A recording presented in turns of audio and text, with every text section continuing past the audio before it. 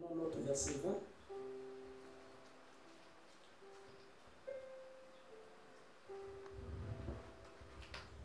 Le mystère des 7 étoiles que tu as vu dans ma main droite et des 7 chandeliers d'or. Les 7 étoiles sont les anges des 7 églises. Et les 7 chandeliers sont les 7 églises.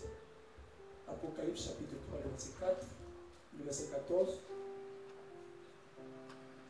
Écrit à l'ange de l'église de Laodicée, voici ce que dit l'Amen, le témoin fidèle et véritable, le commencement de la création de Dieu. Je connais tes œuvres, je sais que tu n'es ni froid ni bouillant. Puis tu es ni froid ni bouillant. Ainsi, parce que tu es tiède et que tu n'es ni froid ni bouillant, je te vomirai de ma bouche. Parce que tu dis, je suis riche, je me suis enrichi, et je n'ai besoin de rien. Et parce que tu ne sais pas que tu es malheureux, misérable, pauvre, aveugle et nu. Je te conseille d'acheter de moi de l'or éprouvé par le feu, afin que tu deviennes riche, et des vêtements blancs, afin que tu sois vêtu, et que la honte de ta nudité ne paraisse pas, et un collier pour oindre tes yeux, afin que tu vois. Voici, je me tiens à la porte, et je frappe. Voici, je me tiens à la porte, et je frappe. Si quelqu'un entend ma voix, et ouvre la porte, j'entrerai chez lui, je souperai avec lui, et lui avec moi. Celui qui vaincra, je le ferai asseoir avec moi sur mon trône. Comme moi j'ai vaincu et me suis assis avec mon Père sur son trône. Que celui qui a des oreilles entende ce que l'Esprit dit aux églises. Nous prenons le chapitre 5, toujours le même livre d'Apocalypse. Puis je vis dans la main droite de celui qui était assis sur le trône un livre écrit en dedans et en dehors scellé de 7 yeux. Et je vis un ange puissant qui criait d'une voix forte, qui est digne d'ouvrir le livre et d'en rompre les sceaux. Qui est digne d'ouvrir le livre et d'en rompre les sceaux. Progressivement, Apocalypse chapitre 10, nous prenons le verset 7. Bon, je peux prendre le verset 10. 1. Je vis un autre ange puissant qui descendait du ciel, enveloppé d'une nuée. Au-dessus de sa tête était l'arc-en-ciel, et son visage était comme le soleil, et ses pieds comme des colonnes de feu. Verset 2. Il tenait dans sa main un petit livre ouvert. Cette fois-ci, le livre est ouvert. Il posa son pied droit sur la mer et son pied gauche sur la terre. Le verset 7. Le cojout de la voix du 7e ange, quand il sonnerait de la trompette, le mystère de Dieu s'accomplirait, comme il a annoncé à ses serviteurs, les prophètes. Amen. Que Dieu bénisse sa parole, je vous prie de vous asseoir.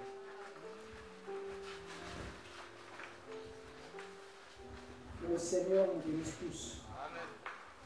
Que le Seigneur Jésus-Christ bénisse chacun de nous. Amen. Nous sommes heureux de revenir enseigner ce matin, parce que la grâce du Seigneur se repose encore sur nous ce matin. C'est un privilège d'être enfant en bonne santé et d'avoir le souffle de vie. Ça n'a jamais été une habitude, parce que une seule minute peut engendrer beaucoup de choses. Donc, quand nous sommes debout, alors il faut que nous témoignions de notre reconnaissance vis-à-vis du Seigneur pour tout ce qu'il fait et pour tout ce qu'il accomplit pour nous. Donc, nous allons continuer avec notre thème que nous avons commencé depuis quelques temps, le messager du dernier âge de l'église de Laodicée. C'est de ça que nous sommes en train de parler depuis un moment. peut-être que nous pourrons mettre pour le moment un point à ça, avant que prochainement, si le Seigneur nous le permet, qu'on revienne sur ça. Donc nous parlons de ce messager du dernier âge de l'Église, et il y a beaucoup d'écritures que nous sommes en train de lire sur Apocalypse chapitre 1, chapitre 3, chapitre 5 et chapitre 10. Ce sont ces écritures ici qui sont en train de nous orienter.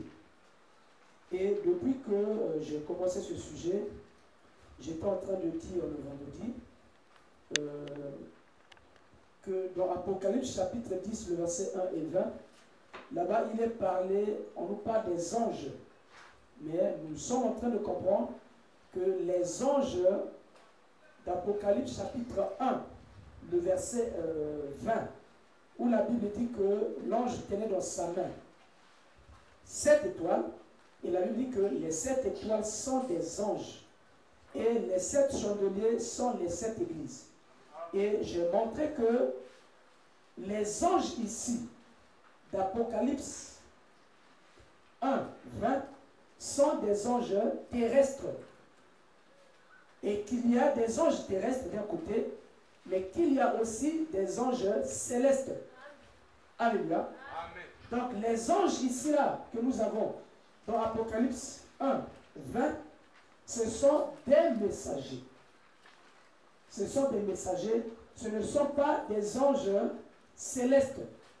Et j'étais en train d'expliquer, je crois que mercredi, où je montrais que les anges ne sont qu'une catégorie des êtres célestes, mais que tous les êtres célestes ne sont pas des anges. Alléluia. C'est ce que nous sommes en train de nous efforcer à expliquer. Tous les êtres célestes ne sont pas des anges, mais que les anges sont une catégorie des êtres célestes. Et que parmi ces êtres célestes, il y avait des anges, il y avait des chérubins, il y avait des archanges, il y avait des séraphins, et ainsi de suite. Alléluia. Donc les anges ici, c'est juste une catégorie de ces êtres célestes. Mais que quand on parle des anges, on ne fait pas toujours allusion aux êtres célestes. Est-ce que quelqu'un suit?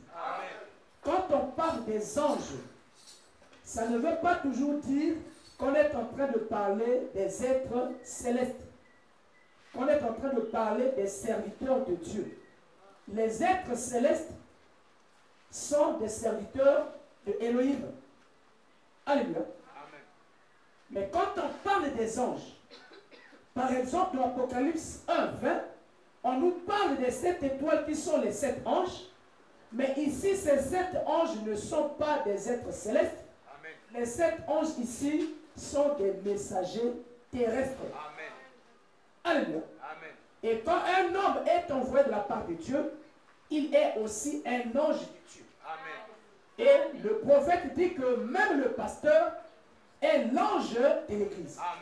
C'est-à-dire qu'il est le messager de Dieu envoyé vers l'Église. Donc c'est pour montrer que les anges ici, de cette écriture, Apocalypse 1, 20, sont des messagers. Amen. Donc les 7 étoiles,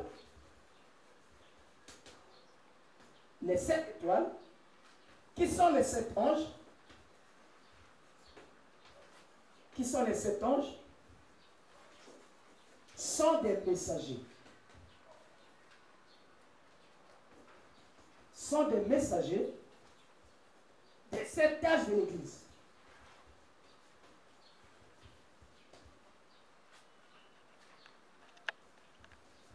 Ce sont les messagers des 7 âges de l'Église. Et nous avons ces 7 messagers ici-là. Le premier messager ou le premier ange terrestre, c'était Paul.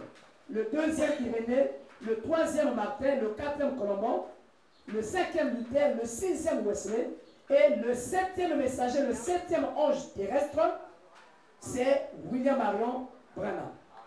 Alléluia. Amen. Donc, il faut que l'Église comprenne que ces anges ici sont des êtres terrestres. Comme nous sommes en train de le lire ici. Nous avons aussi des anges célestes. Et quand vous allez prendre la Bible, quand nous lisons Apocalypse chapitre 10, le verset 1, là il ne s'agit plus d'un ange terrestre, mais là il s'agit maintenant d'un ange céleste. Est-ce que quelqu'un suit? Donc il ne faudrait pas qu'il y ait confusion.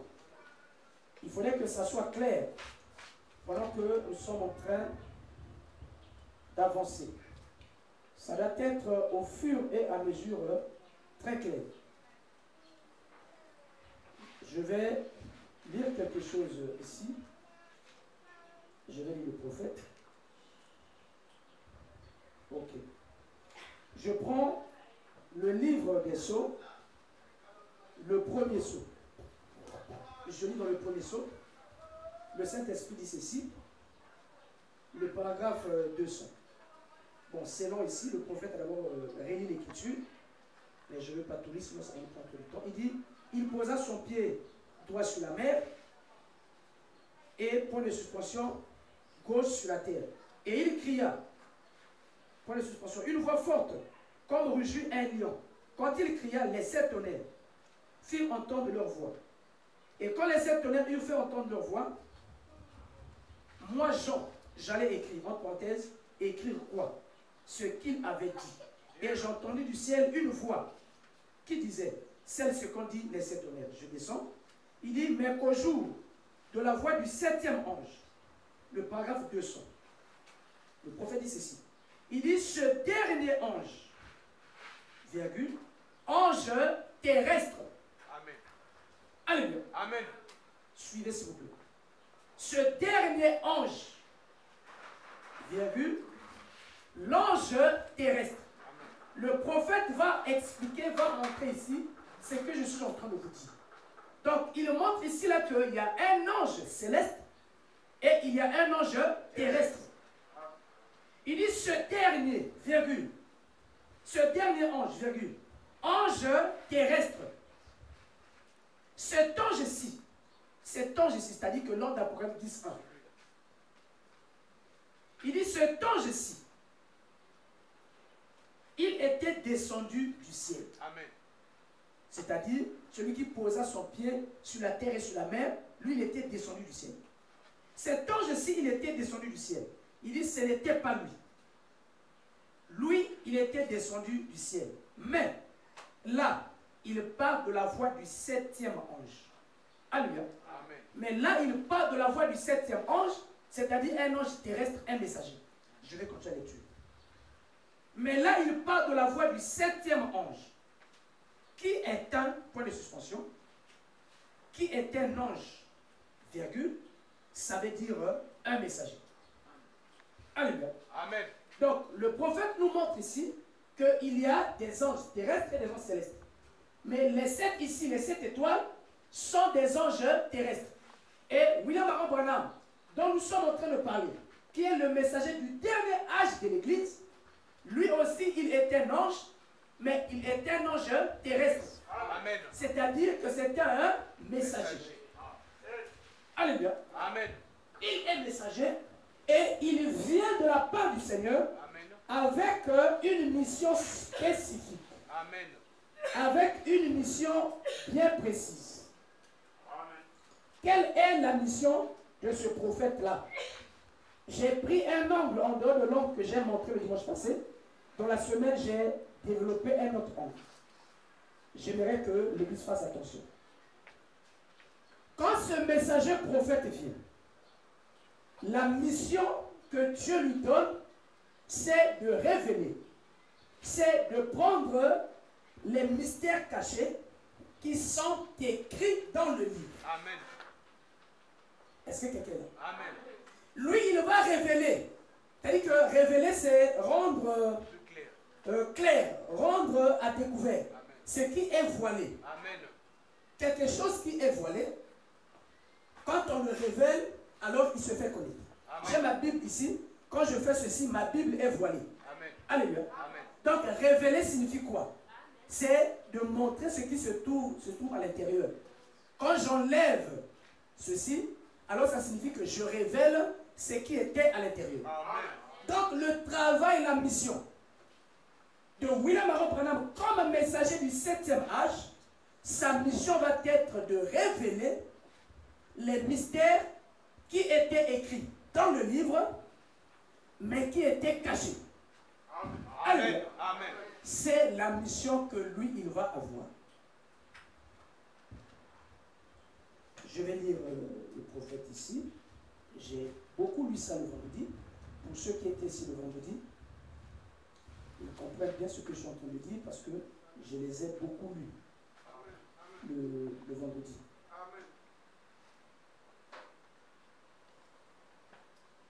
Ok. Je prends ici là. Monsieur Esler. Je suis à la page 37. Vous allez voir que le prophète, comme c'était l'enseignement, il relit toujours l'écriture de la Bible. La page 37. Ici, c'est la voix de Dieu, il n'y a pas de paragraphe. Il dit, remarquez Apocalypse 5.1. Écoutez ceci, maintenant. Puis je vis dans la main droite de celui qui était assis sur le trône un livre écrit en dedans, en parenthèse, la partie écrite était à l'intérieur, et en dehors, scellé, donc fermé, scellé des 7 sceaux. Je continue. Il dit, il y a donc quelque chose d'écrit à l'intérieur du livre. Mais en dehors, virgule, au dos de ce livre, se trouvaient 7 sceaux qui n'étaient pas écrits dans le livre. Or, c'est Jean le révélateur qui parle. Maintenant, souvenez-vous, ce n'était pas écrit dans le livre. Mais au jour de la voix du 7e ange, tout ce mystère qui est écrit à l'intérieur. Amen. Tous ces mystères qui sont écrits à l'intérieur. Les mystères qui sont écrits à l'intérieur, je les ai cités. Alléluia. Amen. Mais tout ce que j'ai cité dans la même brochure ici, que le prophète cite, ne sont pas tous les mystères. Alléluia. Il a pris quelques-uns. Ce n'est pas tout ce qu'il a cité qui constitue les mystères écrits dans le livre. Et parmi les mystères que le prophète avait cités, nous avons la sémence du serpent. Amen. Nous avons l'enlèvement. Nous avons le baptême du Saint-Esprit sans association. Nous avons le mystère de l'épouse, constituant en même temps des nations et des juifs, ainsi de suite. Alléluia. Tous ces mystères-là sont écrits et c'est ce que lui est censé révéler. C'est ce qu'il dit ici. Il dit, mais au jour de la voix du 7e ange, tout ce mystère qui est écrit à l'intérieur s'accomplira. Il devait être résolu en ce jour-là. Je continue. C'est alors le moment que les 7 voix d'Apocalypse 10 soient révélées lorsque le livre est fini. C'est-à-dire que ce qui est écrit à l'intérieur est fini. Il ne reste qu'une chose. Ce sont les 7 mystérieuses voix des tonnerres. Que Dieu bénisse vraiment. Il ne reste qu'une chose. Ce sont les 7 mystérieuses voix des tonnerres qui étaient écrites au dos du livre que Jean eut l'interdiction d'écrire. Laissez-moi vous le lire. Frère Branham lit encore. Je ne vais pas avoir le temps de tout lire. Il lit encore Apocalypse. Je continue ici le verset, la page 38. Suivez s'il vous plaît. Amen. Il dit, je vis un autre ange puissant qui descendait du ciel, enveloppé d'une nuée. Au-dessus de sa tête était l'arc-en-ciel et son visage était comme le soleil et ses pieds comme des colonnes de feu. Il tenait dans sa main un petit livre ouvert. Je saute pour gagner du temps. Il dit, entre parenthèses, c'est à l'extérieur. Quand un livre est terminé, or, il n'a pas dit que c'était sur le devant, mais plutôt sur le derrière, après que tout est achevé. C'est-à-dire qu'après que tous les mystères écrits soient révélés par qui? Par le messager du 7e âge. Amen. Il dit, alors ces 7 tonnerres, ces voix, sont la seule chose qui est attachée au livre, qui n'est pas révélée. Ce n'est même pas écrit dans le livre. Je descends. Il dit, je suis sur le point de vous quitter. Ne manquez pas ceci. Si vous êtes arrivé une fois d'écouter, alors écoutez maintenant. Amen. Ces sceaux sont en dehors du livre. Et au moment où le 7e ange sonne sonne de la trompette, tous les mystères qui sont écrits dans les livres. Est-ce que quelqu'un comprend? Est-ce que c'est clair? Alléluia. Il dit, ces choses sont en dehors du livre.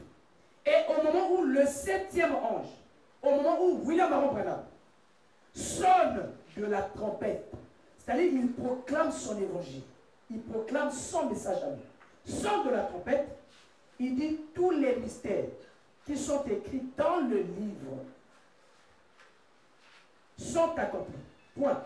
Et immédiatement, le livre qui était ouvert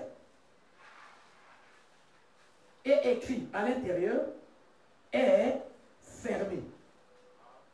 Les mystères de Dieu sont accomplis et ce sont les mystères de Dieu.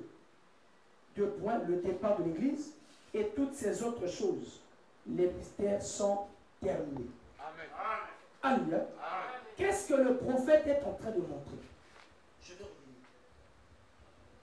Il est en train de décrire ici quelle est la mission que William Aaron Branham, Malachie 4, Luc 17, 30, Apocalypse 17 devrait accomplir. Alléluia. Amen. Vous allez remarquer par analogie ou encore par succession.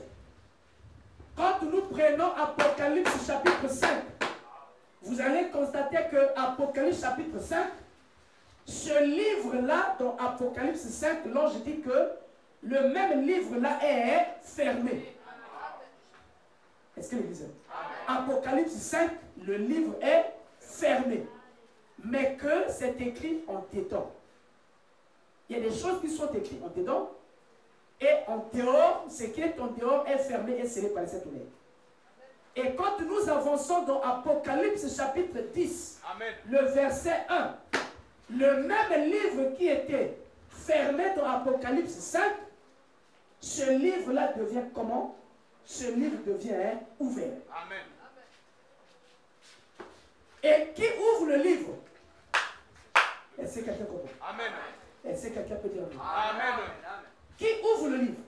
Vous allez remarquer que dans Apocalypse 10, 1, c'est l'ange puissant qui a le livre ouvert. Amen. Alléluia. Amen. Dans Apocalypse 7, le livre est fermé. Amen. Dans Apocalypse 10, ce même livre-là devient ouvert. Amen. Mais qui ouvre le livre? C'est l'ange puissant Amen. qui descend. C'est lui qui va ouvrir le livre. Alléluia. Amen. Donc, William Aaron Branham ici va révéler les secrets écrits dans le baptême du Saint-Esprit ou encore le baptême d'eau. Le baptême d'eau là au nom de Jésus, c'était un mystère. Amen. Amen. Aujourd'hui, les gens pensent que c'est ça. Le baptême au nom du Seigneur Jésus-Christ, c'était un mystère. C'était écrit dans la Bible, mais c'est devenu caché. Et tout au long des âges, les gens ont baptisé au nom du Père, du Fils et du Saint-Esprit. Et lui, quand il revient, alors il devait briser, il devait révéler, il devait enlever le voile pour montrer aux gens le mystère du véritable baptême. Donc aujourd'hui, même si les églises, les autres églises, baptisent au nom du Seigneur Jésus-Christ, c'est parce que Dieu a envoyé le prophète qui est venu enlever ce voile-là. Alléluia. Et ceux qui connaissent l'histoire des églises, ils savent que William Aaron Branham a été l'ancien, ou encore c'est lui qui a prié pour les Oral Roberts et les Billy Graham. Les Oral Roberts et les Billy Graham sont les pères des équipes de réveil ou des églises pentecôtistes. Et c'est lui qui a prié pour eux. Alléluia. Et ils ont reçu la lumière parce que le messager était sur la terre. Amen. Quand il proclame son évangile et qu'il révèle le véritable baptême, même Luther qui était un réformateur, Luther a baptisé au nom du Père, du Fils et du Saint-Esprit. Alléluia. Luther était messager, mais il n'était pas prophète. Donc la parole n'était pas venue à lui. Il était messager de son âge, mais lui il baptisait au nom du Père, du Fils et du Saint-Esprit. Pourquoi? Parce que c'était un mystère. Alléluia. Et pourtant c'était écrit. C'est écrit ici. Mais ça devenait caché. Lui, quand il vient, il devait ouvrir ça. Le mystère de l'aveuglement d'Israël. C'était écrit dans Romains chapitre 11. Mais c'était caché. Le mystère de l'enlèvement. les gens parlent de l'enlèvement sans connaître réellement ce qu'il en est. Amen. Tu ne peux pas aller en France sans te préparer. Amen. Tu ne peux pas aller aux États-Unis sans préparer ton voyage. Amen. Tu n'iras jamais aux États-Unis si tu n'as pas de visa. Jamais. Ton voyage aux États-Unis commence quand tu commences à faire les démarches pour faire le visa. Amen. Ton voyage pour les États-Unis, ce n'est pas quand tu rentres dans l'avion, non. Rentrer dans l'avion n'est qu'une étape. Amen. Ça fait partie des dernières étapes de ton voyage. Rentrer dans l'avion, ce n'est pas là où commence ton voyage des États-Unis ou encore de la France. Ton voyage avait commencé à longtemps. Ton voyage avait commencé quand tu faisais économie,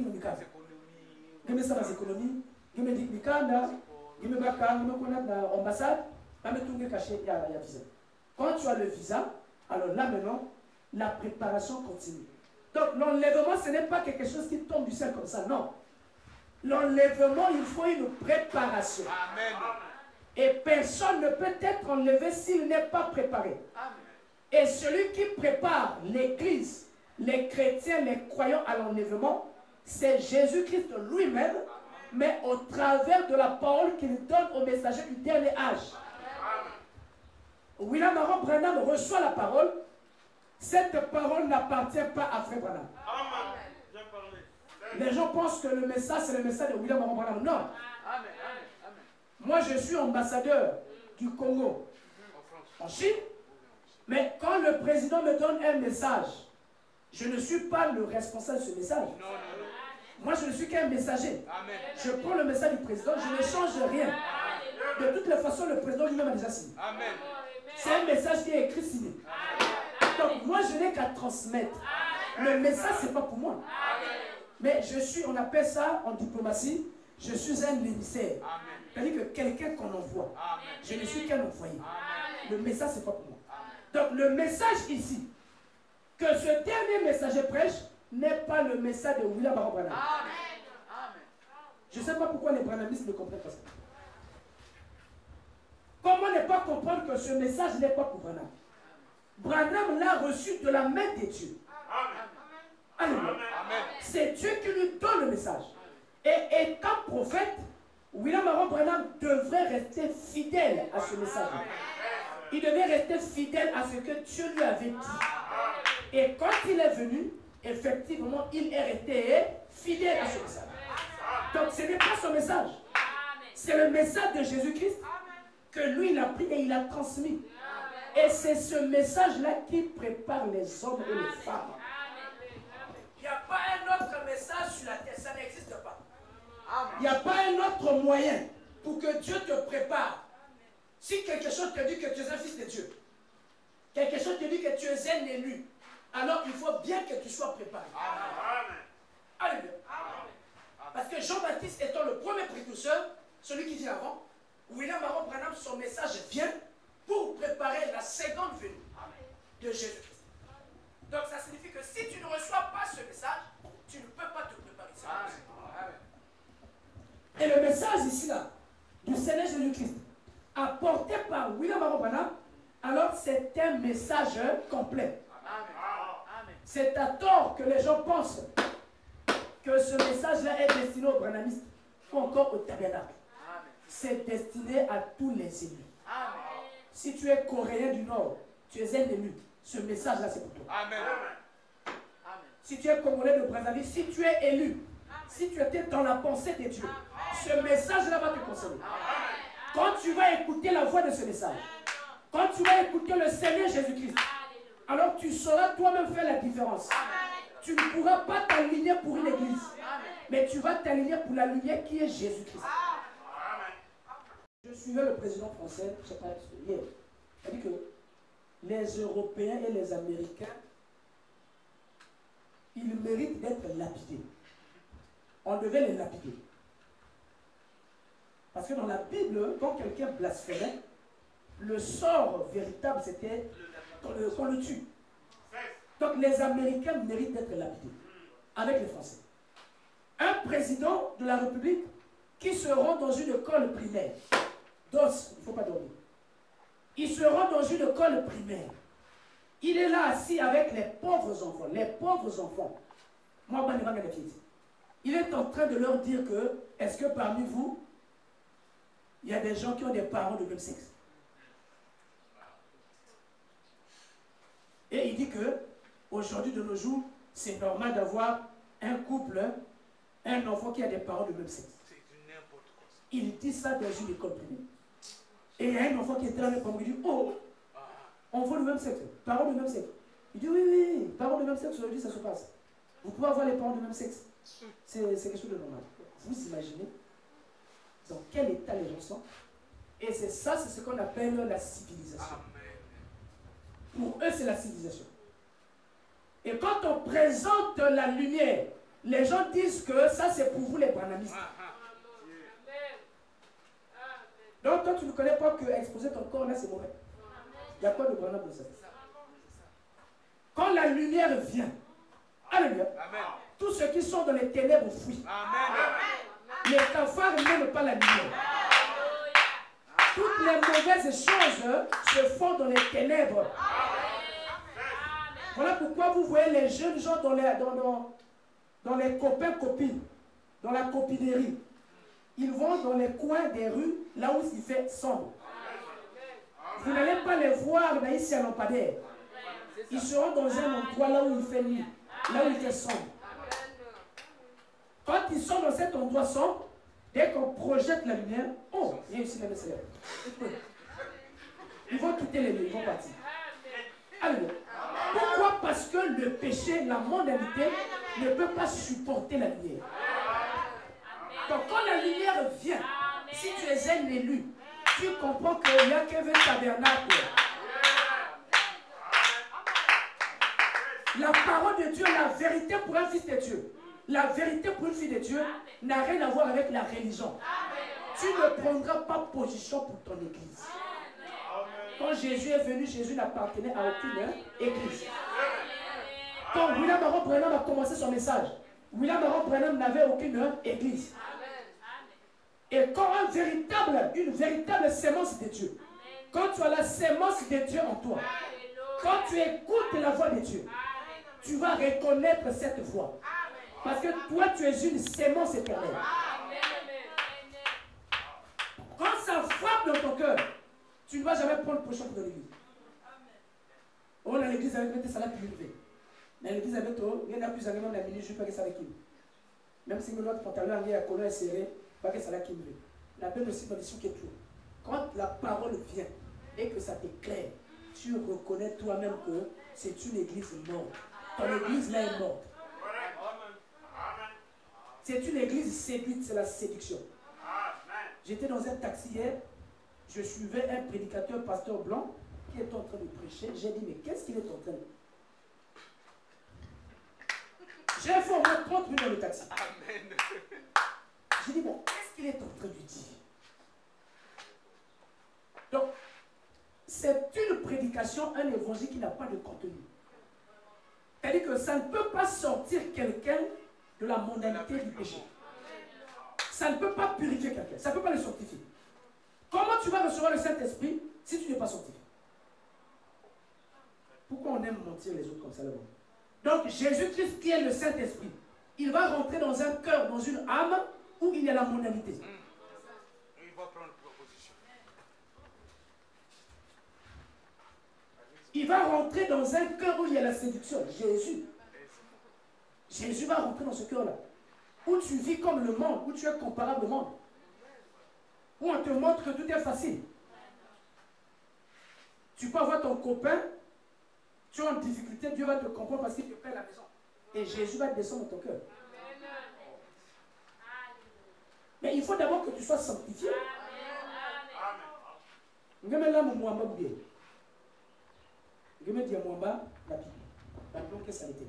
Si c'est normal, est-ce que l'un vous tout naïm zo, bandong ya muamba ke sukla dans ma zone, ngeke bak diama diague tout na 400 que sukulia.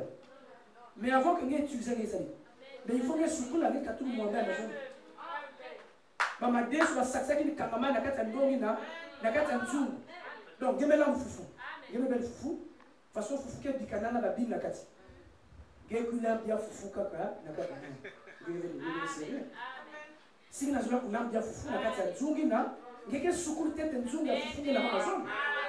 Mais en façon nzunga fufu ya Amazon ngebe sukulu ve ngena zula kulam kana kata nzunga. Si ngeke keto likwe. Si Bakal me suit, regardez, il dit à moi, c'est ce qui serait la cachette. Mais si le monsieur te suit, il est quelque part là caché. Il va te suivre, il va te chasser. Si c'est un homme sérieux, un homme posé, il va te chasser. Parce qu'il y a quelque chose qui ne va pas. Tu n'es pas sérieux. Tu ne peux pas préparer dans une assiette, dans une marmite ça. Il faut d'abord laver ça. Mais pourquoi les gens n'aiment pas que la parole de Dieu les lave ou les nettoie d'abord? Oh. Donc tu quittes le monde. Tu es né, comme dit la Bible, que nous sommes tous nés dans le péché, conçus dans l'iniquité. Nous vivons dans un monde corrompu, un monde de péché, qui conduit les gens à l'homosexualité et tout, qui conduit les gens à l'impudicité, à l'incrédulité. Donc toi tu quittes ce milieu-là et tu veux rentrer dans le Seigneur avec les mêmes choses et tu veux recevoir le Saint-Esprit. Oh. Mais tu ne peux pas recevoir le Saint-Esprit dans ces conditions-là. Hein? Dieu ne viendra jamais, le véritable Christ ne descendra jamais dans ton cœur. Amen. Amen. Ce que Dieu doit d'abord faire, il faut qu'il t'envoie d'abord une puissance, une parole puissante. Cette parole-là va te nettoyer. Si tu n'as pas la sémence de Dieu, tu vas fuir. Si quelqu'un est enlevé, quelqu'un parce qu'il est un qui faut passer. Pasteur, vous c'est la façon. Mais qu'est-ce que c'est la façon? Moi, je sais que c'est la façon. Qu'est-ce que c'est la façon? Moi, c'est la façon. Moi, j'ai un patron. Mon patron, c'est Jésus. Jésus a dit qu'il faut qu'il y ait séparation. Toi aussi, tu as un patron. Ton ancien patron, c'est le monde. C'est la mode. C'est le diable. Mais le véritable patron, le patron des patrons te dit, sépare-toi de ces choses. Maintenant, si tu veux, alors il faut que tu laisses ça. Tu acceptes que Dieu te taille, qu'il enlève la mondialité, qu'il enlève la religion. Il y a un tout chapitre. J'ai encore beaucoup pensé à mon enfance quand j'étais enfant. J'aimais bien cette fête-là quand j'étais à ça. C'était beaucoup mouvementé. Fête à Mandala. Mandala, ça montre l'entrée de Jésus à Jérusalem. Quand Jésus est rentré dans Jérusalem. Et dans l'église catholique, on célèbre ça. Qu'est-ce qui se passait quand on était enfant? Oh là là. Quand on était enfant, il fallait acheter dindal. Et quand tu achetais ton dindal, alors tu amenais ça dans l'église. Quand tu amenais dans l'église, le prêtre venait avec l'ascensoir. Il passait. Alléluia. Et il balançait l'ascensoir comme ça. Il fallait tout faire pour que même moi, goûte, moi aussi, toucher la Julia Nane. La Julia Ramon. Ou encore Moulingina, il y avait joué la Julia Ramon. Et on croyait à mort que le Ramon a été béni. Vraiment. On a Et mis qu'est-ce à la qu'il fallait maison. faire? À la maison. Vous les avez vus dehors là avec les rameaux. Oui, oui. Et il fallait prendre ce rameau-là, aller accrocher ça devant la porte pour protéger la maison. Oh, Seigneur Jésus. Amen. Ça, c'est la foi qu'ils ont pour protéger la maison. Donc, c'est une foi erronée. Donc, les gens préfèrent s'attacher à ça. Mais quand le mari Jésus vient, il doit tout enlever. Il te dit que ta protection est bonne. Tu n'as pas besoin de taper ton enfant parce qu'elle ne puisse se rameau. Il ne fallait pas commettre une bêtise. Maman met tout le rameau bien, papa ne me puisse par erreur, ne me puisse ramer. Tu avais des problèmes. Allez. Donc, tu as des esprits. Tu as foulé au pied la bénédiction de la maison, la protection de la maison. Maintenant, les esprits vont venir dans toi. La foi ne peut pas être belle ces choses. Mais quand la parole de Dieu vient, alléluia, quand la lumière vient, alors la lumière te montre que tout ça c'est du sable mouvant. C'est une tromperie de Satan. C'est une religion morte. Une religion. On dépouille les gens. Dépouiller signifie qu'on manisse bon de nous. Quand vous venez, on vous fait des petits tsani. Vous bien d'être là. Ah, ça. Mais ça, c'est la tête. Paquet de joie. 160 000. Le pasteur dit Béni me défaite. Les gens disent, pasteur, reprends ça, reprends ça. Il faut reprendre ça. Et Tintsan est là aujourd'hui, on va finir avec ça. Ils reprennent le Tintsan. Ils mettent encore les paniers. Et les hommes sortent tout ce qu'ils avaient. Quand on vient mettre là, Babacar 80 000, Babacar 260 000. Et il dit, bon là on arrête le Tintsan. Parce que les hommes ont donné. C'est des choses, c'est la religion. C'est pas possible. C'est des choses qu'on est allé prendre dans le monde et chez le diable, qu'on a ramené chez les gens. Quelqu'un, j'avais mes grands-parents, oh là là, elle dit qu'il pouvait tout faire, mais il ne pouvait jamais manquer d'aller faire signer son carnet à l'église. C'est-à-dire que si ce moment-là, vraiment elle n'avait rien de rien, dès qu'elle a eu l'occasion où elle a l'argent, elle va vous dire que ça là, vous ne touchez pas parce que le mois passé, je ne l'avais pas versé. Amen. Mon carnet est vide. Amen. Si l'amour il y a dans une, il faut avoir le mois. Il faut que le carnet va notre fouiller. Amen. Mais nous avons fait, est-ce qu'on ne va pas mentir? Soit c'est Dieu ou c'est pas ça. Moi, c'est d'abord mon carnet. Donc, on les a fait comprendre que pour aller au ciel, il fallait remplir les carnets. Amen. Il fallait aller payer les carnets chaque mois. Et on devait cocher pour toi. Et quand tu avais le carnet rempli, coché, alors tu avais la faveur de Dieu. Amen. Quel mensonge. Franchement. Jusqu'aujourd'hui, les carnets de Dieu. Nos mamans et nos soeurs là, elles sont dans ces carnets. Et c'est pour ça que la lumière devait venir. Pour venir montrer qu'il y a un seul intermédiaire. Est-ce que quelqu'un peut dire amen? Il y a un seul intermédiaire entre Dieu et toi. C'est la personne de Jésus. Et Jésus-Christ, pour se faire connaître à toi, il t'envoie un messager prophète. Quand le messager prophète vient, ce messager-là, il vient parce qu'il a été prophétisé, il a été parlé de lui d'abord dans la Bible. Il a été parlé de Jean-Baptiste. Alléluia. Avant qu'il ne vienne. Donc il a été parlé du 7e messager de Malachie 4 dans la Bible avant qu'il ne vienne. Et lui, quand il vient, alors il doit tailler en pièces toutes ces choses-là, toutes ces doctrines mortes. Quand j'étais encore adolescent, je n'avais même pas encore cru au message. Je disais à ma mère, je dis, toi tu crois au chapelet. Toi pour prier, il faut chapelet. Il faut faire chapelet. Je dis, bon, le chapelet là, c'est fabriqué, c'est une matière qu'on fabrique. On prend du plastique, même la singa, avec du chapelet. Bon, toi, on t'a enseigné et tu crois ça. Que pour que tu pries, il faut que tu aies chapelet. C'est pas grave, mais le chapelet, c'est une matière. J'ai dit, maman, est-ce que tu peux pas aussi prendre parfois la marmite, en train de tourner la marmite comme ça, en train de prier, avant de prier? Puisque la marmite aussi, c'est un objet. Le chapelet, c'est du plastique. La marmite, c'est la lumière. Parfois, au lieu de prendre le chapelet, prends aussi la marmite. Balance la marmite. Avant de prier, tu balances la marmite. Ça n'a pas de sens. On ne peut pas venir fixer ta foi sur des choses mortes. Il faut voir comment les gens s'agenouillent. Mais ils s'agenouillent de tout leur être.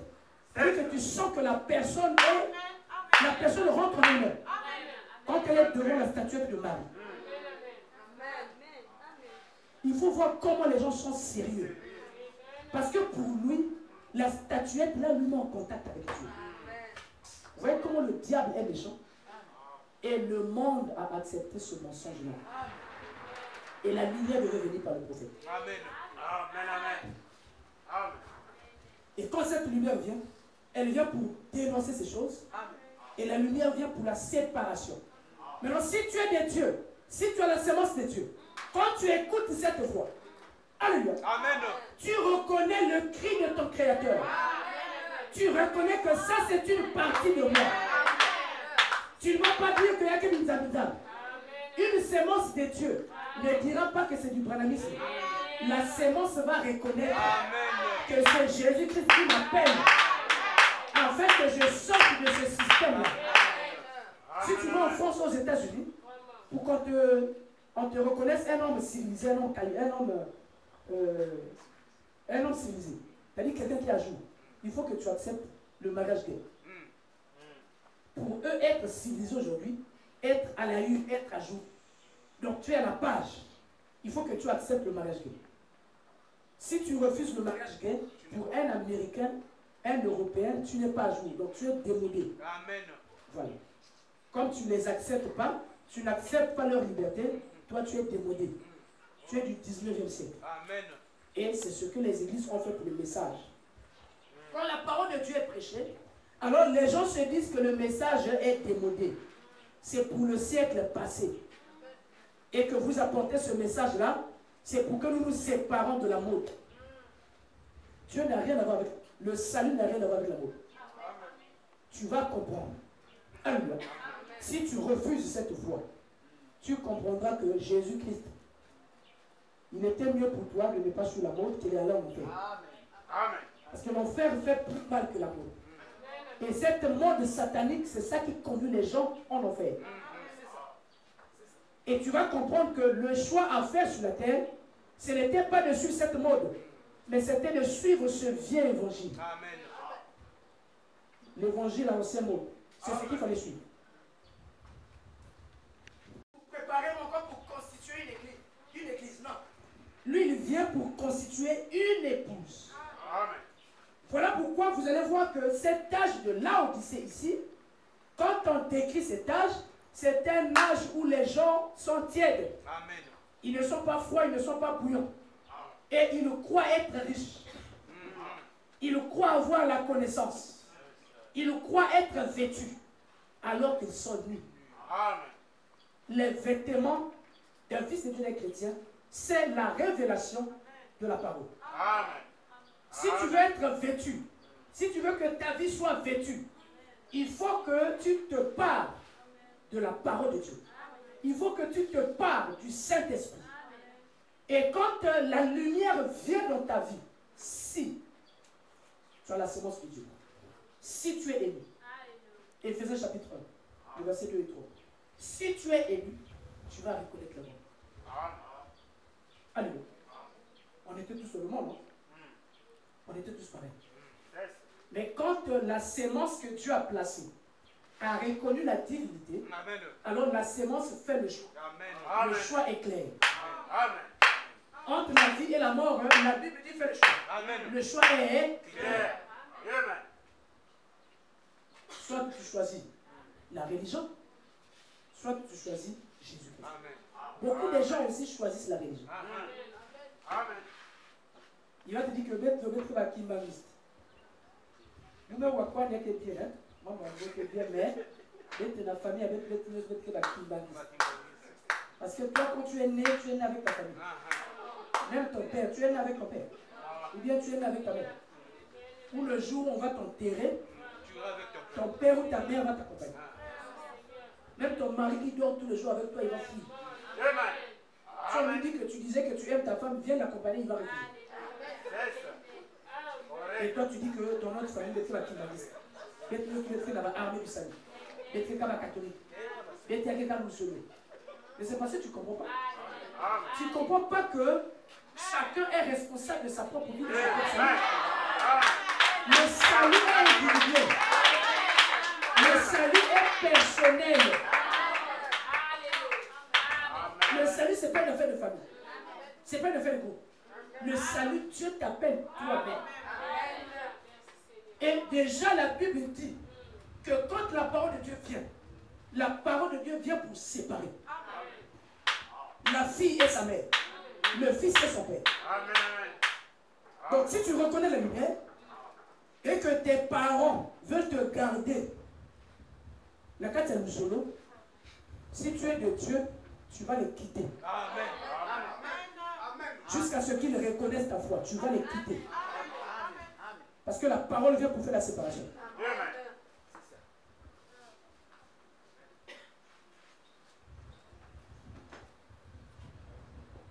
Et c'est ça le but ou le rôle de ce messager prophète de ce dernier âge.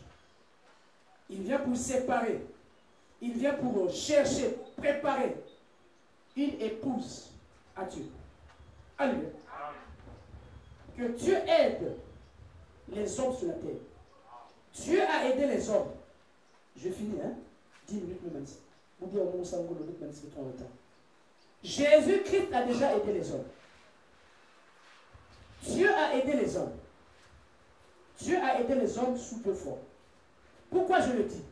Parce qu'il y a des milliers et des milliers de gens qui se meurent dans les églises en train d'écouter des faux enseignements qui les détournent de la vie éternelle. Amen.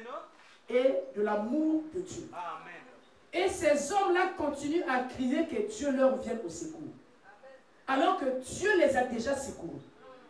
Dieu s'est déjà souvenu de la terre. Quand Dieu s'est souvenu de la terre, il fait deux choses que j'ai expliquées. Vous avez vu mercredi, nous serons passés. Lévitique chapitre 16.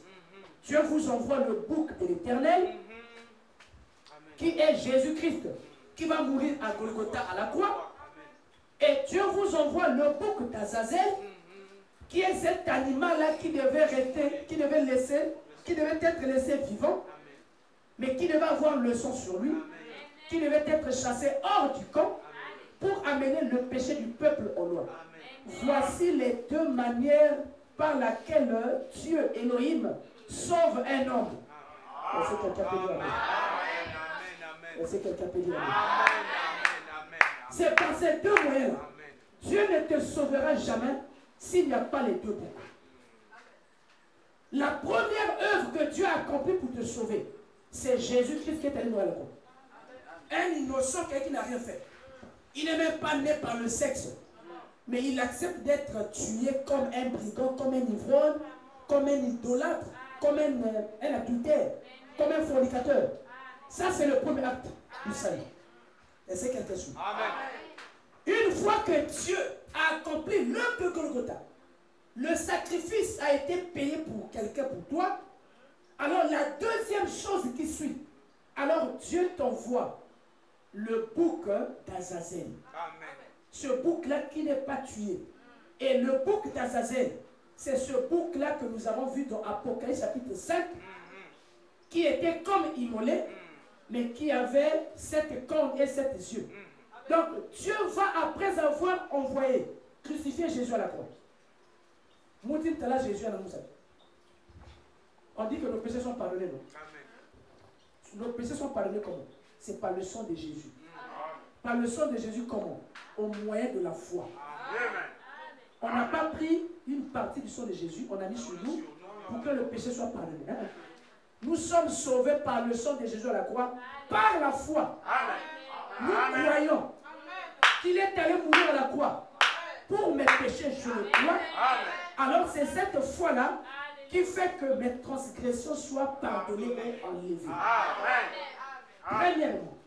Deuxièmement, Dieu doit t'envoyer la lumière. Dieu doit t'envoyer un messager. Dieu doit t'envoyer un émissaire.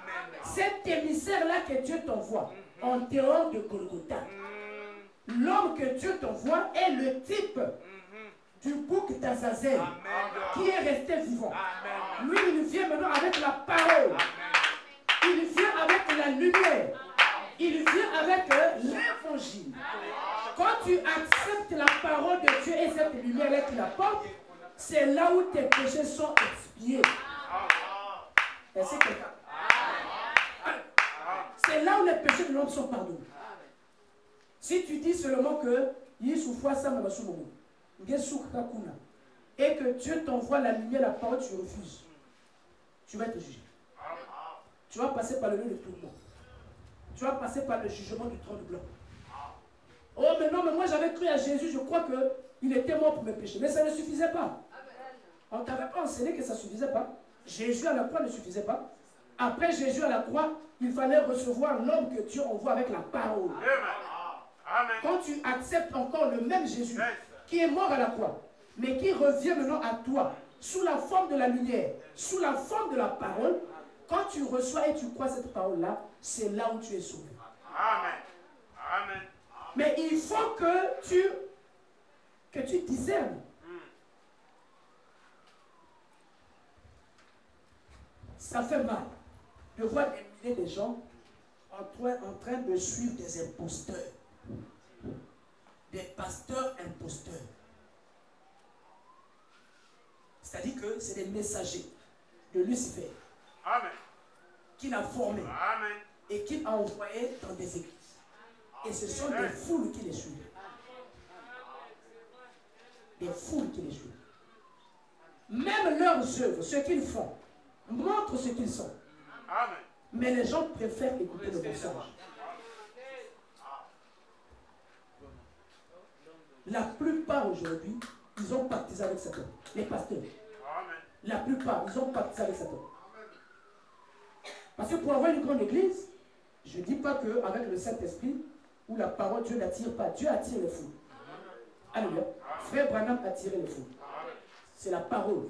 La puissance de Dieu attire les fous.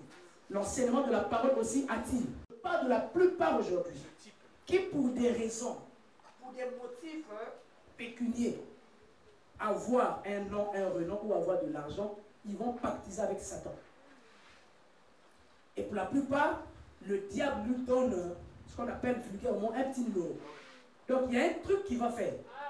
Alléluia. Soit il y a quelque pochette, soit il y a les prophéties. J'ai vu quelqu'un, il vient là, il tape sur la main du pasteur. Le pasteur lui tape le nombre de fois que tu veux. Il tape 1, 2, 3, 4, jusqu'à 7. Alors le pasteur commence à prophétiser. Ou encore il prend la pochette, il te suit la pochette, les gens tombent. Alléluia. Ce sont des pactes. Les gens qui sont là, beaucoup savent que c'est le diable. Mais ils préfèrent accepter la tromperie et la ruse. Quand la parole viendra, pas qu'ils vont le voir. Quand on va les éclairer, ils vont refuser. Mais pourtant, ils savent que c'est le diable, c'est le monde des ténèbres. Il y a un célèbre catcheur congolais de la RDC, pour les anciens, ils connaissent le nom, Eddie Ngo. Eddie Ngo dit que la plupart des pasteurs viennent prendre les fétiches chez moi. Quand j'étais enfant, quand nous grandissions à Brazzaville, on aimait beaucoup aller voir les catchs. Et moi, j'ai déjà vu Eddie Ngo, peut-être à 2 reprises, combattre au rond-point. Quand j'étais enfant.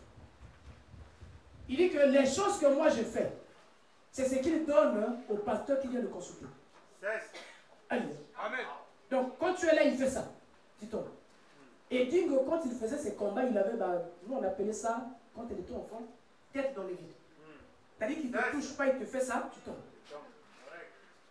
Tête dans les vides. Et c'est ça que les gens vont chercher. C'est ça que les gens vont prendre. Soit il fait main dans le vide, ou tête dans le vide, ou bien pochette, ou quelque chose comme ça, ou c'est une prophétie qu'il va prendre, et il est en train de faire des scénarios dans l'église. Non, il est en train de faire des cultes sataniques dans l'église. Cultes sataniques. Et les gens sont là.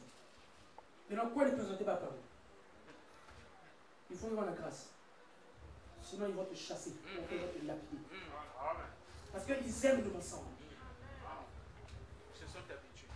L'église, c'est comme une femme. Une femme aime le mensonge. Amen. Quand tu lui viens avec le mensonge, elle va redresser sa tête. Elle va te prendre au sérieux. Mais quand tu viens avec la vérité, elle va baisser la tête. Elle va se dire qu'il ne s'agit pas de toi. Donc l'église, qui est le type de la femme, il aime le mensonge de Satan. J'ai vu un pasteur. Pasteur, il y a l'église des réveils, il y a un message après Branham. Dans l'église, il y a un tabernacle, il y a un message. Parce qu'il te réveille. Message à William Branham. Il y a un tanga pour brochure. Il croit que, pour avoir un prophète, il croit. On est venu le consacrer dans son église. Avec une femme en train de faire des incantations en plein culte. On allonge le pasteur devant la chaise. Bon, ça c'est quel genre de consécration? Est-ce que frère Branham a consacré quelqu'un, tu as allongé? Alléluia. Amen. Est-ce que Paul dans la Bible, quand Paul consacrait quelqu'un, les gens s'allongeaient? Oh. Donc, c'est des cultes sataniques. C'est des initiations qui se font en plein culte dans l'église. Et les gens sont là. Ils ont déjà fait des incantations pour dominer la foule. Et on vient en plein culte, en plein jour, C'est même filmé. Le pasteur vient, il s'allonge. Et c'est une femme qui prie pour elle. Un autre monsieur qui prie pour elle, qui prie pour lui. On lui verse de l'huile. Et lui-même, il s'élève pour dire que j'ai été consacré. Mon ministère a pris un nouveau départ. Voilà là où les hommes sont arrivés. Et c'est pour cette raison que la parole devait être envoyée. Et que nous devons prier le Seigneur afin que Dieu nous aide. Alléluia. Il faut que mettre 100 000, il y a quelle blague, il faut prier. Il faut que nous prions que le Seigneur nous aide. Afin que Dieu continue à nous tenir dans sa main. Amen. Parce que la Bible dit que si les jours et les temps ne sont pas abrégés, même les élus vont être séduits. Ça, c'est ainsi dit le Seigneur. Qui est en train de parler? C'est Matthieu 24. Ce n'est pas Matthieu qui parle. Hein. Dans cette écriture, Matthieu 24, ce n'est pas Matthieu. C'est le livre de Matthieu, mais celui qui parle, c'est Jésus. C'est Jésus lui-même qui parle. Il dit, si le temps n'est pas coupé, si on ne coupe pas les temps, même l'élu va être séduit. Voilà pourquoi il faut que nous prions. Il faut que nous nous humilions. Il faut que notre amour pour le Seigneur croisse. Alléluia. Afin que le Seigneur nous garde dans sa main. En train de transmettre et de prêcher la même lumière, la même parole que William Aron avait prêché. Alléluia. Amen. Et lui, quand il vient, je finis. Là, on me connaît déjà, on me dit soin. Quand il vient, il dit, je suis venu, le Seigneur m'a envoyé. Alors, il y avait des choses que j'ai prévues, que je devais dire. Il dit, Dieu m'a envoyé pour préparer. Pour préparer son peuple. Pour lui préparer un peuple saint. Faire la séparation.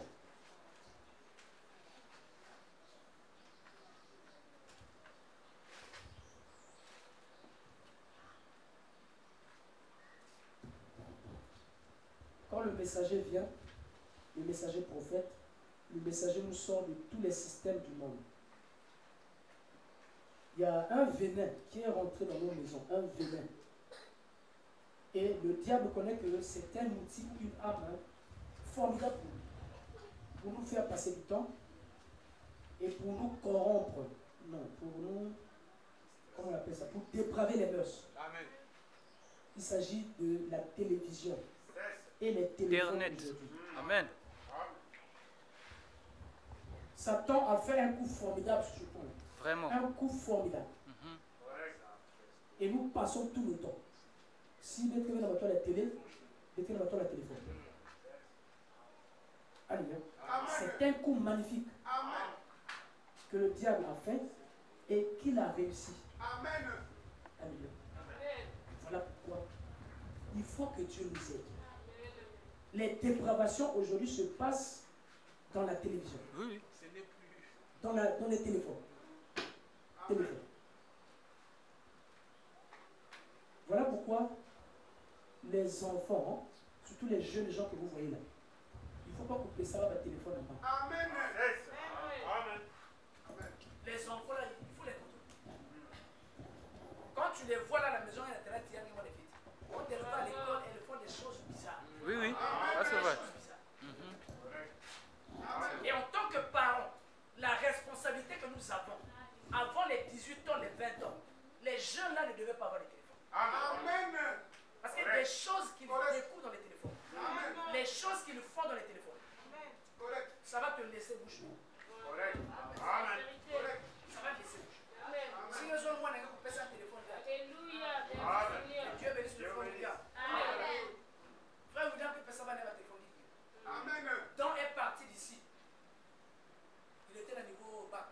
Don n'avait pas de téléphone. Amen. Amen. Frère William a dit, pasteur, téléphone. Amen. Le grand frère de Don qui est venu, Ronnie n'avait pas de téléphone. Amen. J'ai dit, frère William, ça compte. Il y a une formation. Amen. C'est ça qu'on appelle un parent. C'est ça, Voilà. c'est ça un père. Pas un papa ou une maman qui ne peut même pas blâmer son enfant. Je ne sais pas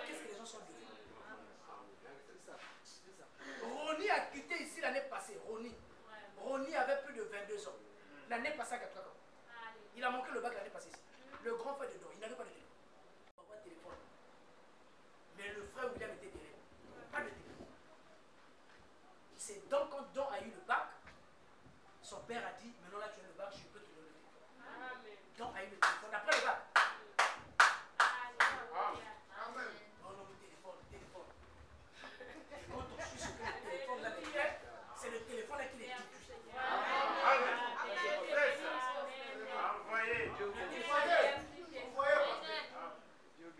Même les autres, on a pas la fiette. Quand on était enfant, on partait dans l'autre, il y avait un cinéma ABC dans Brazzaville. Vous allez voir même sur les titres, film réservé aux adultes. Mais il y a des gens, il y a des choses des adultes qui ne sont pas réservées aux enfants. Quand quelqu'un a atteint un certain âge, il a maintenant un âge, il y a discernement, il y a maman. Il peut maintenant résister parce qu'il a un certain âge. Donc à un certain âge, on ne peut pas tout faire, on ne peut pas tout voir.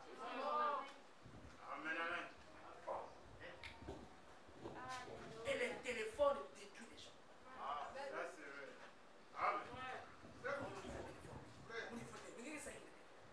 Donc toi, pour le souffle, là, c'est le téléphone. Pour respirer, il faut le téléphone.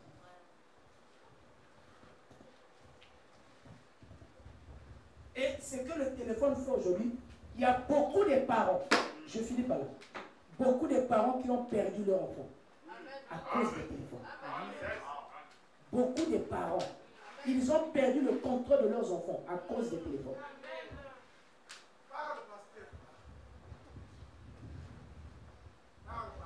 J'ai ma nièce qui a quitté ma maison parce que je lui avais dit pas de téléphone.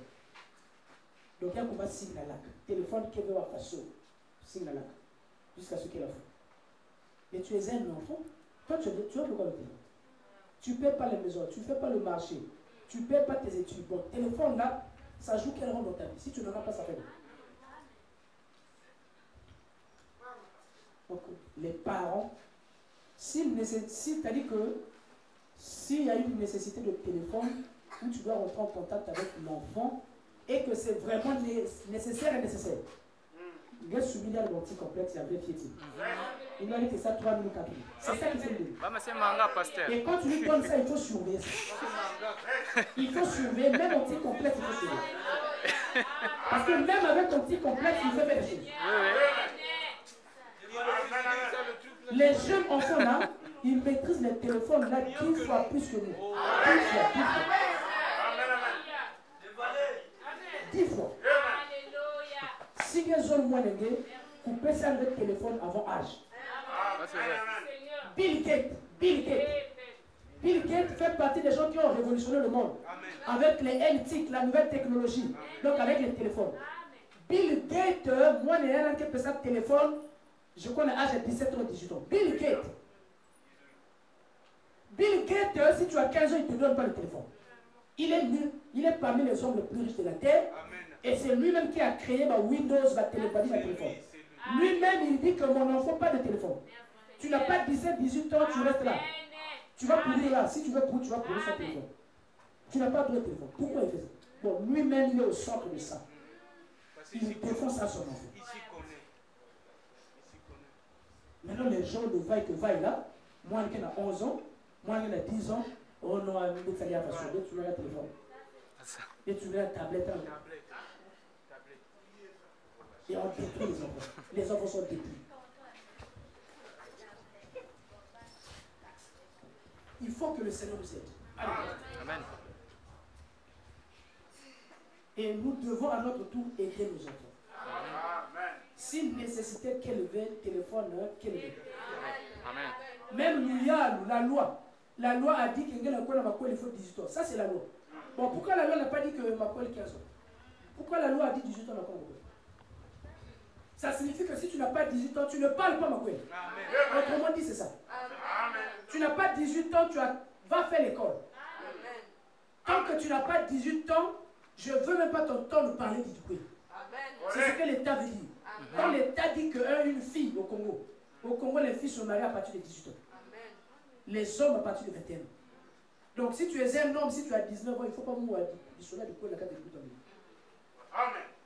Si tu es une fille, 16 ans, tu ne parles pas du Koué. Tu parles et tu. Mais ça c'est l'État. Ça c'est pas la parole. Pourquoi l'État fait ça? Maintenant, avant le temps, tu veux parler mariage. Tu es là dans les réseaux sociaux, tu parles tout le temps.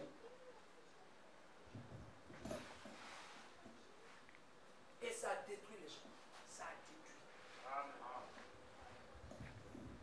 À l'époque, on appelait ça, quand Warren était venu, pasteur Warren. Donc on avait le pasteur Warren. Donc tu passais tout le temps dans le téléphone. Même ton pasteur n'était pas au courant. Les gens faisaient des trucs compliqués avec Warren. Leur pasteur devenait Warren. Il va, il a 300, il met Warren là toute la journée. Là. Vous voyez le frère des portés disparu, il est avec son pasteur. Il est avec Warren. En train de bosser. Il faut que la parole, la lumière que nous avons reçue, que cette lumière nous aide et que cette lumière nous projette vers la divinité. C'est ça que ça doit faire.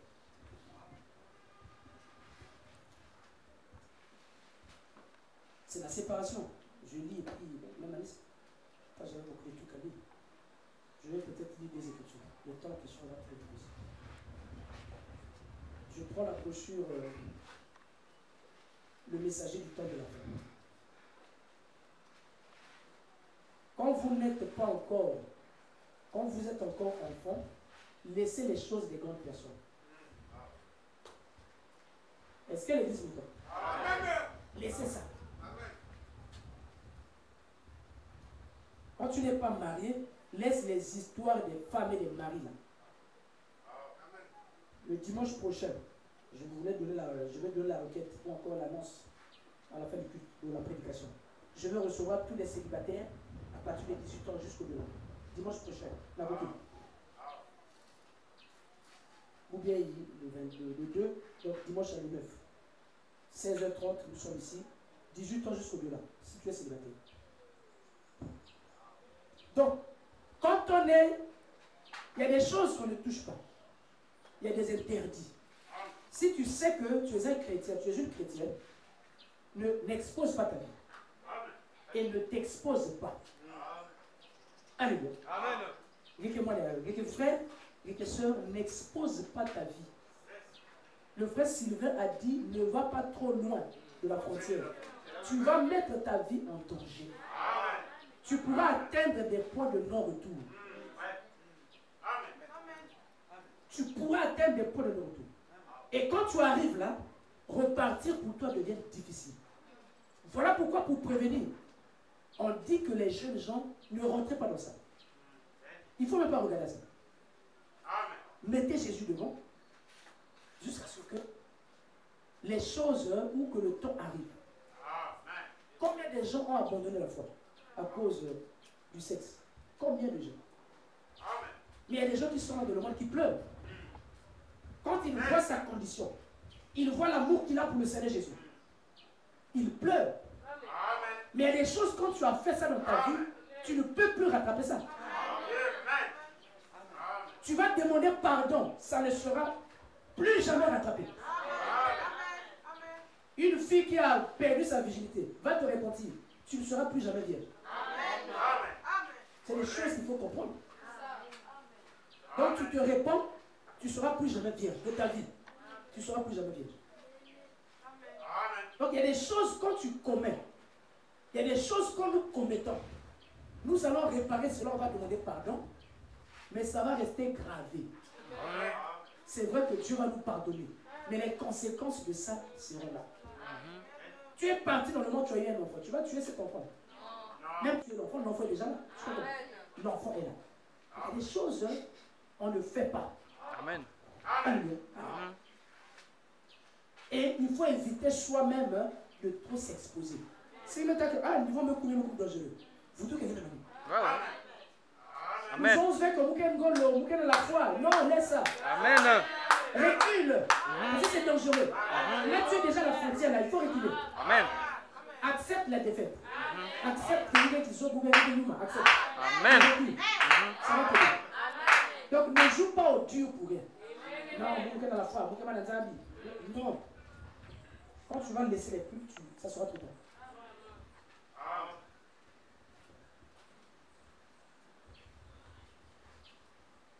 Le messager du temps de la paix. La pas, j'ai déjà vu ça, je relis, et puis il y a une écriture que j'ai prévue. Il y a beaucoup d'écritures là que je n'ai pas pu lire. Je vais quand même lire au moins 2 avant de finir. Il dit la tâche, le paragraphe 29. La tâche du messager du temps de la fin, la tâche du messager du temps de la fin sera de préparer les saints comme une épouse pour son époux. Alléluia. La tâche du messager prophète du dernier âge sera de préparer les croyants, de préparer les saints comme une épouse pour son époux. Quand une véritable femme doit s'approcher ou doit aller vers son mari, elle doit se parer, elle doit se préparer. Et la Bible dit que ce messager prophète qui vient, Dieu lui envoie pour que nous puissions nous préparer à recevoir Jésus. Et recevoir Jésus, c'est de nous séparer de nous-mêmes, de ce que nous aimons, qui est contraire à la parole, de nous séparer de ce qui est du monde, qui est contraire à la parole, et de nous attacher à Christ afin de recevoir le Saint-Esprit. Préparer les saints ne veut pas dire seulement être membre d'une église du message. Parce que nombreux ont cru qu'appartenir à Tabernacle, c'était ça le but. Et certains, sinon la plupart, ont arrêté leur croissance. C'est-à-dire qu'ils ne grandissent plus dans la foi. Ils se sont arrêtés quelque part. Soit parce qu'il n'est plus jupe, soit parce qu'il n'a plus de copine ou un copain, et il s'arrête par là. La croissance s'est arrêtée, non. Il faut que la personne continue. Il faut que l'église, que nous continuions. Nous devons croître. Il faut que nous croissons en connaissance. Est-ce que quelqu'un peut dire non? Nous devons croître. Nous devons grandir. Il faut mettre au cou là, na kusaba, mamonza. Est-ce que quelqu'un peut dire non? Est-ce que quelqu'un peut dire non? Tu ne peux pas venir pendant 6 mois, tu ne comprends jamais ce qui se dit ici. C'est regrettable. Il faut que tu grandisses en connaissance. Ta connaissance de la parole de Dieu doit grandir. Tu dois grandir en connaissance, tu dois grandir en stature. C'est ça la stature. La stature de l'homme parfait. Tu grandis en connaissance, tu grandis en stature et tu grandis en puissance. C'est comme ça que Dieu prépare l'épouse. Et pendant que tu es en train de grandir, alors tu te sépares de tout. Alléluia. Il faut qu'il y ait une séparation avec le mal, avec le péché, avec tout ce qui va avec. Il dit la tâche du messager, du temps de la fin, il dit sera de préparer les saints comme une épouse pour son époux. Il dit, que fera donc ce messager de Malachie 4? Il rétablira la foi de l'origine à ton frère. Amen. Tu ne le connais pas, tu prends son argent. Amen. Après, tu vas dire que tu ne connaissais pas. Lui, il t'a donné ça pour moi. Vraiment. Donc, il n'a rien à faire avec l'argent. Il vient te donner l'argent. Vraiment. Et toi, tu es chrétien, tu prends ça. Pourquoi tu prends ça? Vraiment. Hein? Ça, c'est quelque chose de simple. Tu prends ça pourquoi? Vraiment. Tu as perdu ta féminité. Tu deviens légère. Envoyez, pasteur. Donc, pour 2000 francs, tu vends ta féminité. Et les gens t'abordent n'importe comment. Les hommes t'abordent facilement. Même les femmes t'abordent facilement. Il y a quelque chose qui ne va pas. Une chrétienne qui a sa féminité, on ne doit pas l'aborder n'importe comment. Amen. Même quand on fait la 4 églises, si elle a abordé, il y a des tournées de fois. Il y a des coins de photos. Il y a des coins de photos. C'est ça la féminité. Amen. Quelqu'un qui marche avec Dieu. Quelqu'un qui a la lumière en lui et sur lui. Et pourtant tu es célibataire. Le frère est célibataire. Il veut t'approcher. Mais quand il va là, il y a la coin. C'est ça la féminité de la femme. La femme, ce n'est pas un être qu'on a. Non, une chrétienne. Quelqu'un qu'on t'apporte n'importe comment. Vraiment. Comment ça? Hein? Et tu bouffes l'argent des gens. Quelqu'un dit à nous là.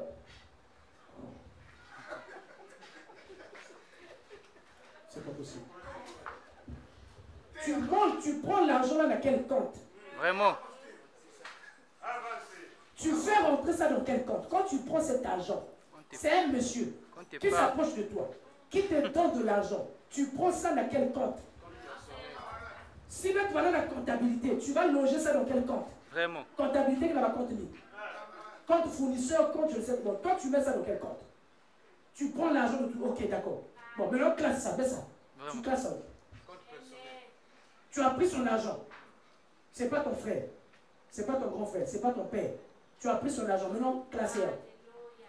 Zone amour, nous n'avons compte de tout le monde. Tu as classé ça. Vraiment. Est-ce qu'il y a un comptable dans ça? Un comptable. Quelqu'un qui a déjà exercé la comptabilité. Quand on est en comptabilité, il y a plusieurs comptes. Quand on dit, chérie, bah, quand on va aller au chiffre, compte combien? 200.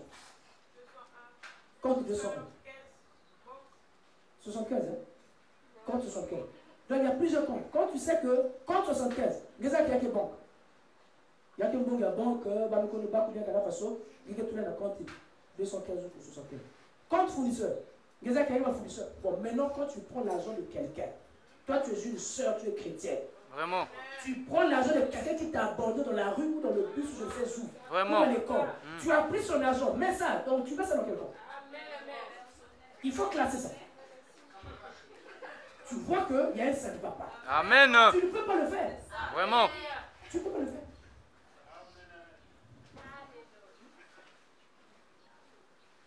Quelqu'un que tu connais, même quelqu'un qui est païen. Bon, quelqu'un a changé, qui a un téléphone, ça. Ton pasteur ne connaît pas. Vraiment. Je le connais même. Mais toi, tu échanges avec lui au téléphone. Vous causez quoi? Hein? Amen.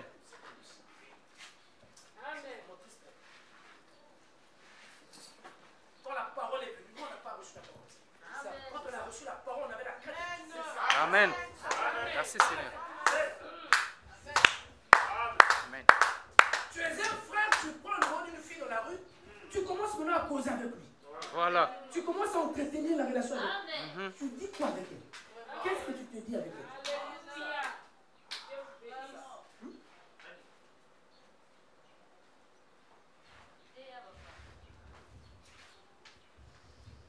Il y a même des femmes mariées. Je vous apprends. Il y a même des femmes mariées. Il y a des femmes qui sont bakal. Il y a des femmes qui sont numéro.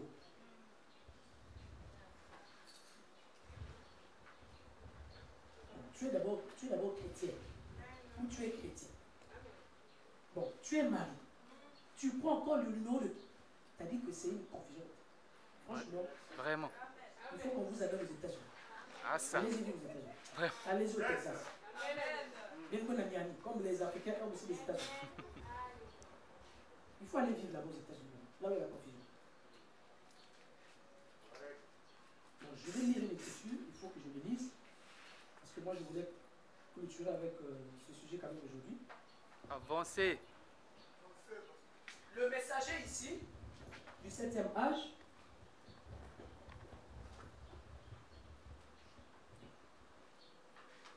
il avait l'esprit d'Élie sur lui. Donc l'onction que vous voyez ce matin, c'est cette onction-là d'Élie. Amen. Ça ne vient pas de moi-même, Mhm. c'est l'onction d'Élie. C'est pour Amen. ça que cet ange-là était.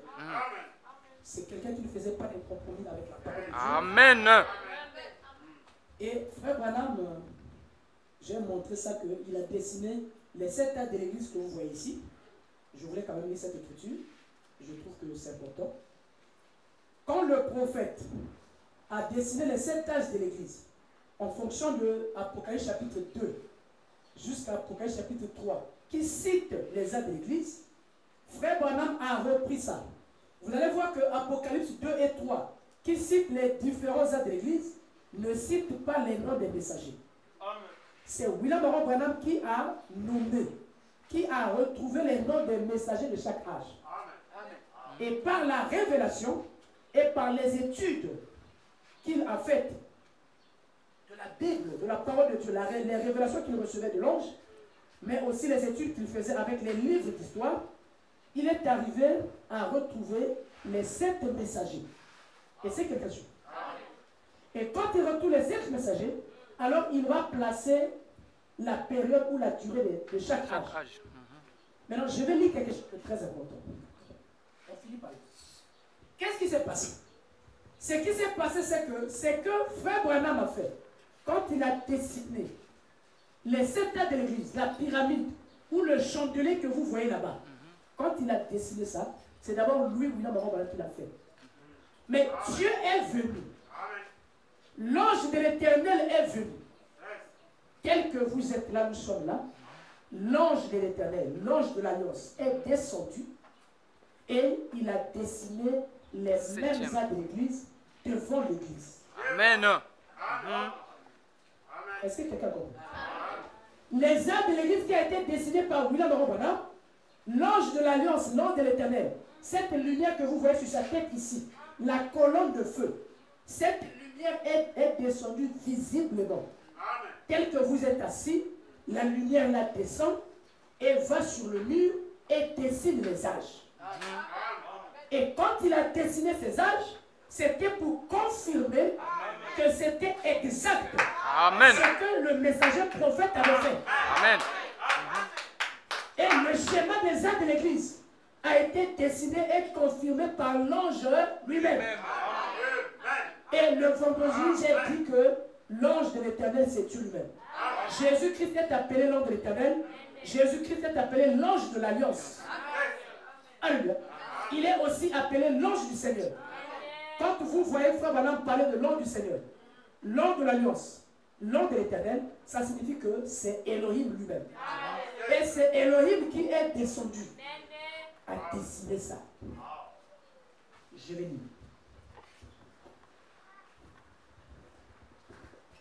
Lui-même, il est descendu. Il dessine les autres églises. Devant les multitudes des gens qui étaient là assis. Ok, je prends... bon, avant de lire le messager prophète, avant de lire le messager du temps de la fin. Ok, je prends la brochure, le livre des Sceaux, la page 183. 183.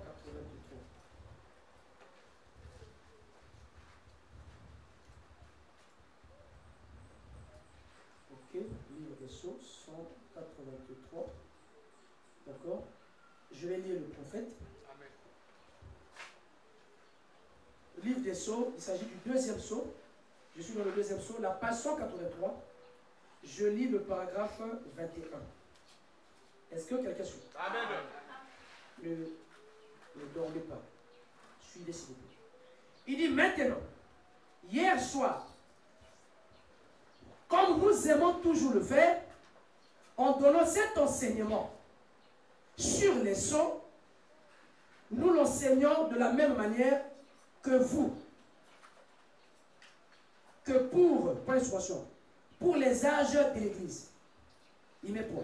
Il dit, et quand nous avons terminé notre enseignement sur l'âge de l'Église, est-ce que quelqu'un suit?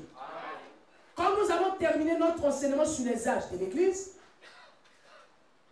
il dit, la dernière fois, quand je l'ai dessiné ici, sur la chair, sur un tableau, combien se souviennent de ce qui s'est passé?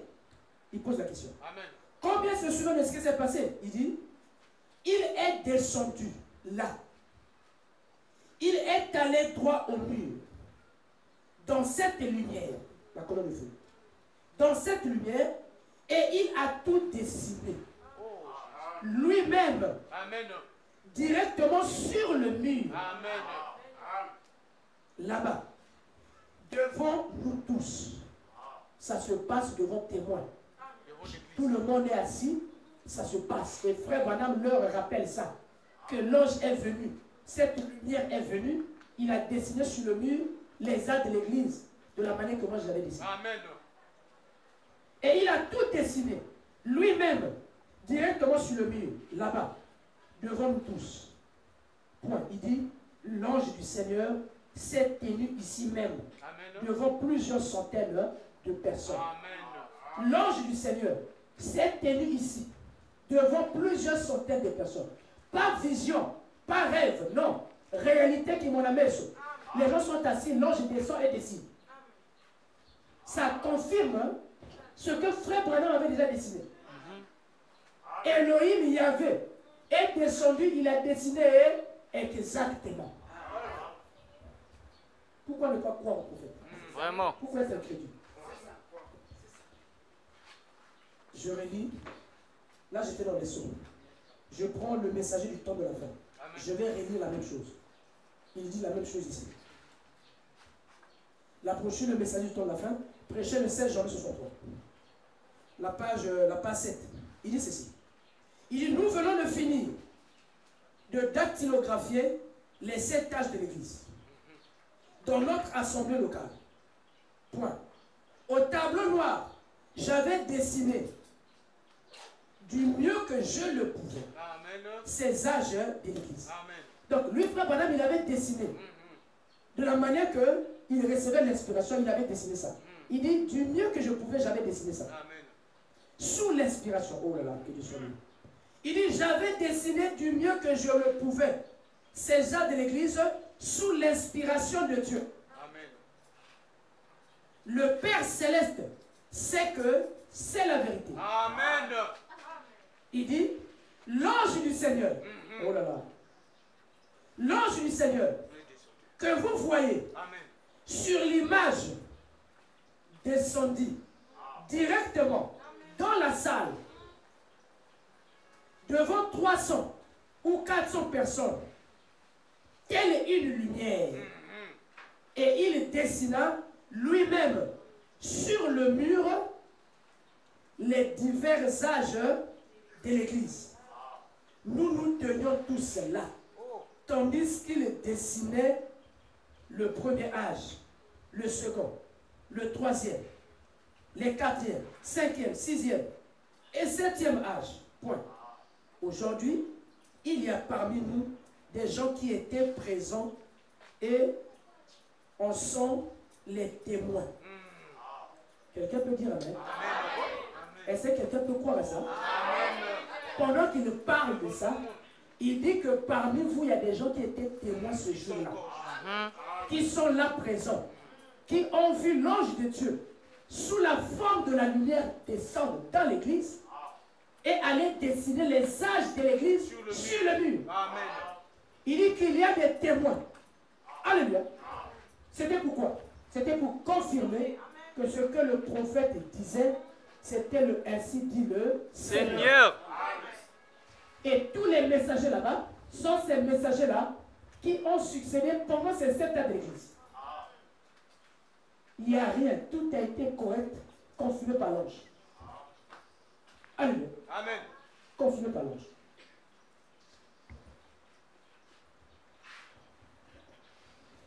Donc, c'est une grâce, c'est une bénédiction pour moi, c'est une bénédiction pour toi, c'est une bénédiction pour l'Église, c'est une bénédiction pour nos familles, une bénédiction pour la nation, une bénédiction pour le pays, une bénédiction pour l'Afrique et pour le monde entier.